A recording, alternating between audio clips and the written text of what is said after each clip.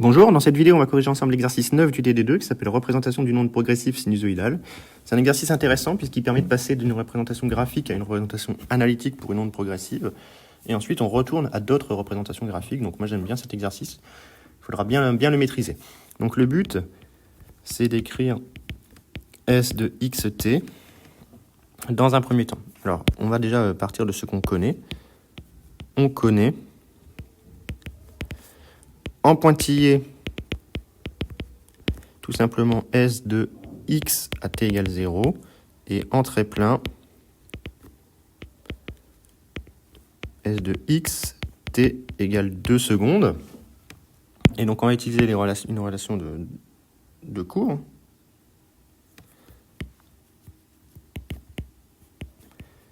Donc les relations de cours permettent de passer d'un aspect spatial à un certain temps à un aspect spatial pour tous les temps. Et donc on peut écrire soit S de xt égale S de x plus ou moins ct 0, soit si on veut utiliser t égale 2, S de xt égale S de x plus ou moins c facteur de t moins 2 à l'instant t égale 2. Ici on nous dit que l'onde se déplace vers la gauche. Vers la gauche ça correspond au x décroissant. L'onde se déplace vers la gauche, c'est-à-dire vers les x décroissants. Elle est décrite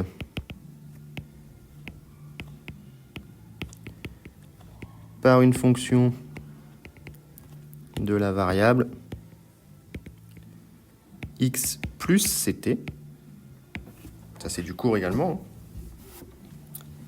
Et donc, tout simplement, dans la relation ici, il faudra choisir le plus dans les deux cas. Donc, je vais faire les deux possibilités. Comme ça, vous allez vraiment voir comment on procède. Donc, on a S de x0, mais qui s'écrit comme d'habitude SM de fois cos de 2pi sur lambda x plus phi. Attention, ici, on a un aspect spatial et pas un aspect temporel, donc c'est pas oméga t, mais c'est kx plus phi. D'accord ? Ça, c'est ce que j'en ai appelé petit k dans le cours. Or, lambda, c'est la période spatiale, on peut la lire graphiquement, égale 4 mètres. Ça, c'est graphiquement. Et donc, S de x0 égale SM cos de 2pi sur 4, c'est-à-dire pi sur 2, x plus phi. Et maintenant, on va utiliser un point particulier, par exemple S de 0, 0, et S de 0, 0 égale 0. Donc, SM cos phi égale 0. On en déduit que phi est égal à plus ou moins pi sur 2. On part sur un cercle trigo. On voit bien que notre phase phi de x va augmenter quand x augmente. Et donc ici, on veut que le signal commence à croître, c'est-à-dire que le cosinus commence à augmenter. Donc la bonne valeur, c'est moins pi sur 2. Et donc en bilan de ça, on a que S de x0 est égal à SM cos pi sur 2 x moins pi sur 2. Et ça, si on est un petit peu à l'aise en trigonométrie, c'est pareil qu'un sinus. Avec SM, je ne l'ai pas précisé, l'amplitude de l'onde qu'on peut lire graphiquement, qui est de 0,08 ici. On ne sait pas trop l'unité, c'est pas précisé. Donc voilà pour S de x0. Une fois qu'on a S de x0, on utilise la relation de tout à l'heure, puis S de xt égale S de x moins ct plus ct, pardon, c'est vers la gauche, à l'instant 0. Donc je reprends ce que j'ai trouvé avant, sauf que je remplace la variable x par la variable x plus ct. D'accord ? On commence à avoir compris comment on faisait. La variable x devient la variable x plus ct. Et ensuite, on développe, ce qui nous fait SM sinus pi sur 2x plus pi sur 2ct. Donc, il nous manque c. Or, on voit graphiquement que en 2 secondes, c'est-à-dire entre les deux images, en pointillé et en trait plein, l'onde s'est déplacée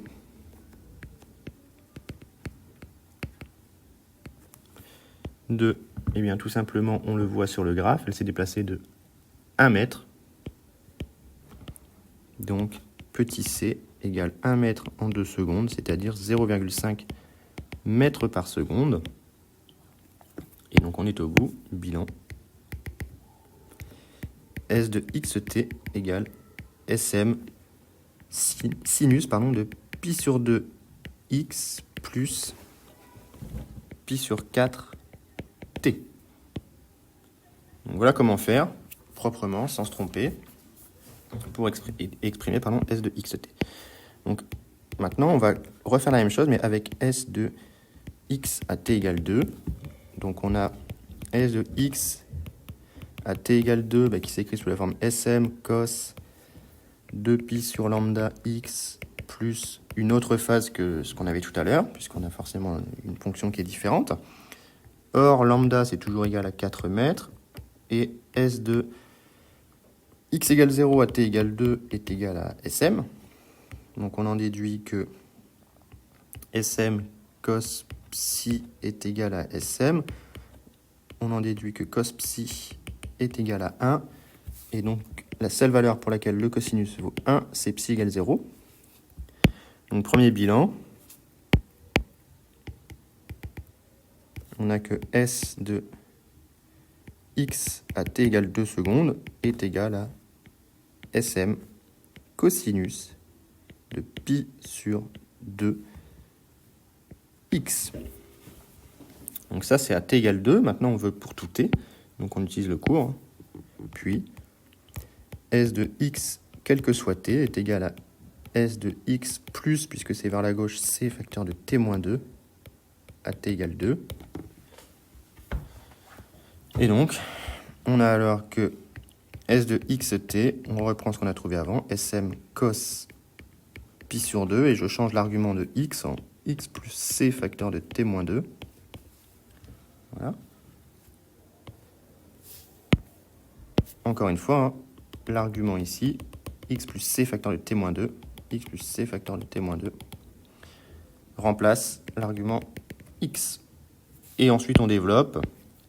Ça nous fait donc Sm cos pi sur 2x plus pi sur 2 ct moins pi sur 2 fois 2c. Ce qui nous fait Sm cos pi sur 2x plus pi sur 4t, puisqu'on sait que c égale 0,5. Les deux s'en vont ici. Il nous reste moins pi sur 2. Et cos u moins pi sur 2, c'est égal à sin u. Donc on retrouve bien Sm sinus de pi sur 2x plus pi sur 4t. Donc peu importe l'expression que l'on choisit, on doit retrouver le bon résultat, ce qui est le cas ici. Donc évidemment, vous avez vu que c'était plus rapide en choisissant celle à t égale 0, puisque c'est un petit peu plus facile. Maintenant, on peut le faire aussi en choisissant celle à t égale 2. Il faut aussi savoir le faire, dans tous les cas. Donc maintenant, on vous demande simplement un graphe. On vous demande de représenter l'évolution temporelle du déplacement des points d'abscisse x égale 0, x égale 1, x égale 2. Donc on veut S de 0t, S de 1t, S de 2t. S de 0t, c'est tout simplement Sm sinus de pi sur 2x.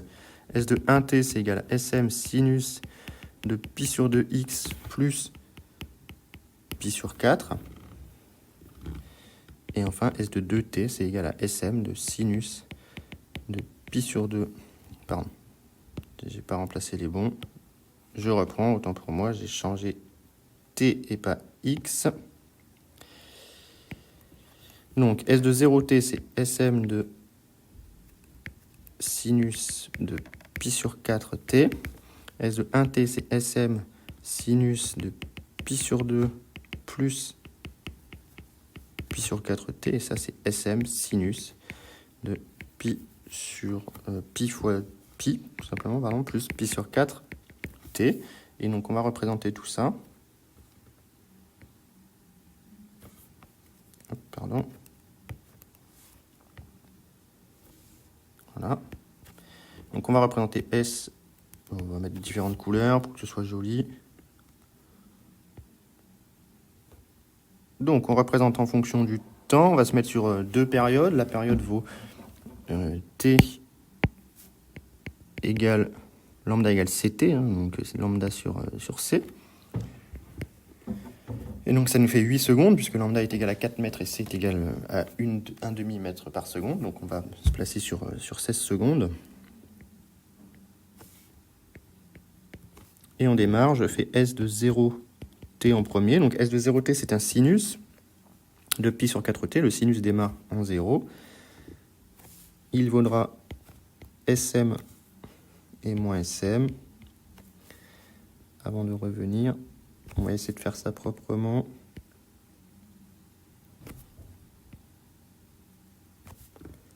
Voilà. C'est pas trop mal.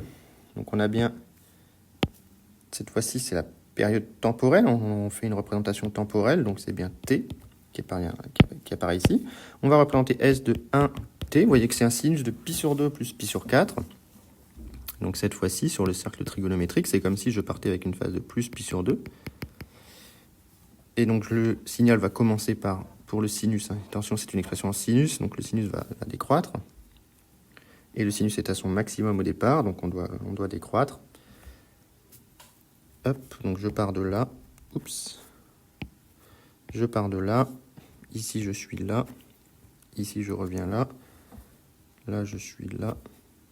Là, je suis là. Là, je suis là. On va essayer de faire quelque chose de propre.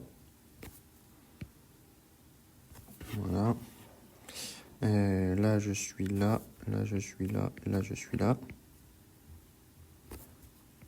Voilà.